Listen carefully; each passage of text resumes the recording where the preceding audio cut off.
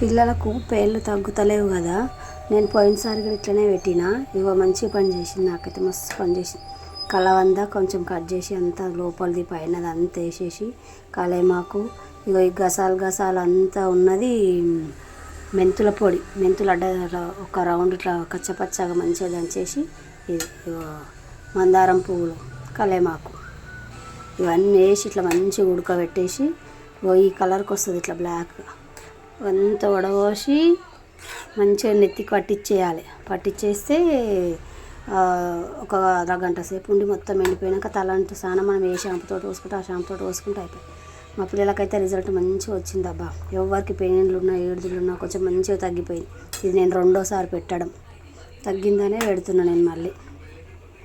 మీరు కూడా ట్రై చేయండి. పిల్లలకు ఇబ్బంది అవుతుంది ఇప్పుడు, పిల్లలకు అందరికీ చాలా ఇదే అవుతుంది కదా.